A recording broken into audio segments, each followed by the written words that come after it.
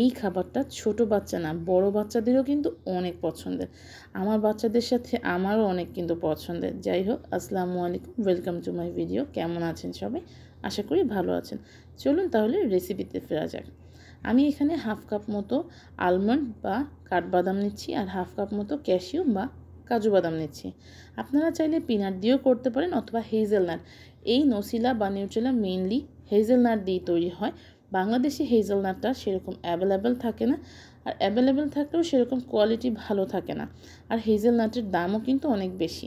যাই হোক, সহজে যদি করা যায় তাহলে সমস্যা কোথায়। আমি অনেকবার তৈরি করার পরে আপনাদের সাথে থার্ড টাইমে এসে রেসিপিটা শেয়ার করছি। প্রথম দুইবারে নিজে করে আগে বুঝেছি কিভাবে আপনাদের সাথে শেয়ার করলে সহজ হবে সেই রেসিপিটা, সেই জন্য আমি প্রথমেই আপনাদের সাথে শেয়ার করিনি। যাই হোক, বাদামগুলো আমার রোস্ট করা হয়ে গিয়েছে। যখন একটু হালকা ফেটে ফেটে গিয়েছে আর হালকা ব্রাউন কালার হয়েছে, তখন আমি চুলাটা বন্ধ করে দিয়েছি। তার সাথে লাগছে একটু ভালো ব্র্যান্ডের কোকো পাউডার, আর বাসায় আমি চিনিকে গুঁড়া করে বানিয়ে নিয়েছি আইসিং সুগার। এখন প্রথমে আমি বাদামগুলোকে ব্লেন্ডারে ব্লেন্ড করে নিচ্ছি। এটা যদি আরও সহজে করতে চান তাহলে চীনা বাদাম দিয়েও করতে পারেন, বাট আমার বাচ্চাদের চীনা বাদামে একটু অ্যালার্জি, এই জন্য আমি কাঠবাদাম আর কাজু বাদাম দিয়ে করছি। কথা বলতে বলতে আমি এখানে 1/4 কাপ করে 3বার আইসিং সুগারটা ব্যবহার করছি। এটা তাহলে হচ্ছে 3/4 কাপ মতো। যাই হোক, চীনা বাদাম দিয়ে করলে অনেক আরও বেশি খরচ কমে হয়ে যায়, বাট কাজু বাদাম আর কাঠবাদাম কিন্তু বাচ্চাদের জন্য অনেক ভালো, বিশেষ করে ব্রেন ডেভেলপমেন্টের জন্য তো অনেক বেশি ভালো। এটা আমার কাছে তো মনে হয়েছে বেশি একটা কঠিন না, যেহেতু আমার বাসায় এই বাদামগুলো থাকে। আমার বাচ্চাদের এই দুইটা বাদাম অনেকই পছন্দ, এবং স্প্রেডার কিন্তু প্রতিটা বাচ্চারই পছন্দ। বিশেষ করে চকলেট দিয়ে ব্রেড বা চকলেট টাইপের খাবার কিন্তু বাচ্চারা বেশি পছন্দ করে। যদি একটু হেলদি কিছু বাচ্চাদের দেওয়ার চেষ্টা করেন তাহলে এটা দিয়ে রুটি, পরোটা অথবা ব্রেড দিয়েও কিন্তু খাওয়ানো যেতে পারে, বা ছোটো ছোটো কাপ কেক বানালেও কিন্তু এর মধ্যে লাভা কেকের মতো মাঝখানে একটু নিউট্রেলা দিয়ে দিলেও কিন্তু অসাধারণ লাগে। যাই হোক, আমি সামান্য তেল মানে 1/4 কাপ মতো তেল দিয়ে প্রথমে একটু ব্লেন্ড করে নিয়েছি। যেহেতু এখানে আমার কাঠবাদাম আর কাজু বাদাম আছে, তাই তেলের পরিমাণটা একটু বেশি লাগছে। যারা চীনা বাদাম দিয়ে করবেন তাদের 1/4 কাপ দিলেই হয়ে যাবে, আমার আরও বেশি লেগেছে। যাই হোক, এখানে আমি দিয়ে দিচ্ছি 1/3 কাপ মতো কোকো পাউডার। কোকো পাউডারটা দিয়ে তার সাথে আমি দিয়ে দিয়েছিলাম আরও 1/4 কাপের মতো তেল। সেই ভিডিওটা কেন জানি না আসে নাই। যাই হোক, আপনারা এভাবে করে করলে আমি তো মনে করি আপনাদের নিজেদেরও খেতে ভালো লাগবে, আর বাচ্চারা দেখবেন এটা এত বেশি পছন্দ করবে যে আপনাদের মনে হবে এটা আরও একবার তৈরি করি।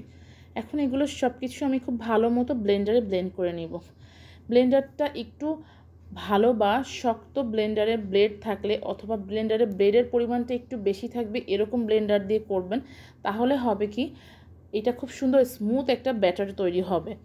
আর ব্লেন্ডার গরম হয়ে গেলে কোনো চিন্তার কারণ নেই, কারণ এটা যতটা গরম হবে তাতেই আরও বেশি স্মুথ হবে। আর তার সাথে ব্লেন্ডারটা একটু অফ করে আবার অন করবেন, আবার একটু অফ করে অন করবেন, এভাবে করে করলে জিনিসটা খুব সুন্দর হবে। গল্প করতে করতে ব্যাটারটা আমার খুব সুন্দর একটা স্মুথ ব্যাটারে পরিণত হয়েছে। এখন এটাকে আমি স্প্যাচুলা দিয়ে চারি সাইড থেকে এভাবে করে একসাথে মিশিয়ে দিয়েছি। উপরে কিন্তু অতটা উঠে আসে না, যার জন্য উপরেরগুলো একটু মাঝে মাঝে নেড়ে দিবেন, দিয়ে নিচের লেয়ারের সাথে মিক্সড করে দিবেন। ব্যাটারটা ঠিক এরকম হবে। এবারে দিয়ে দিচ্ছি সামান্য একটু লবণ, আর দিচ্ছি ভ্যানিলা এসেন্স। আপনারা চাইলে চকলেট এসেন্সও ব্যবহার করতে পারেন, আমি এখানে ভ্যানিলা এসেন্স ব্যবহার করছি। আর লবণটা দিয়েছি স্বাদের জন্য, মানে স্বাদের ব্যালেন্স আনার জন্য, যেহেতু একটু সুগারি আইটেম এই জন্য। এই যে সব কিছু ব্লেন্ডারে ব্লেন্ড করে নিয়েছি, এখন কিন্তু পুরোপুরি রেডি একটা খাবার। এটা তৈরি করতে আমার সর্বোচ্চ সময় লেগেছে 15 মিনিট। আপনারা চাইলেও করে নিতে পারেন, খুবই সহজে হয়ে যায়। এই যে দেখুন, একদম দোকানের মতো তৈরি হয়েছে না নসিলা? আর দেখতে পেয়েছেন ছোট হাত কিন্তু চলে এসেছে খাওয়ার জন্য। সে আর দেরি সহ্য করতে পারছে না, তাকে আমার ইনস্ট্যান্ট ব্রেড দিয়ে ব্রেড জ্যাম বা ব্রেড স্প্রেডার বানিয়ে দেওয়া লেগেছে। এই তো তৈরি হয়ে গেল খুব সহজেই ঘরে কম খরচে নসিলা বা নিউট্রেলা। তৈরি করে দেখতে পারেন, আশা করি খুব সুন্দর একটা রেজাল্ট পাবেন, এবং বাচ্চাদের জন্য অনেক উপকারী একটা খাবার তৈরি করে দেখালাম। আল্লাহ হাফেজ, ভালো থাকবেন সবাই। Thanks for watching, tata.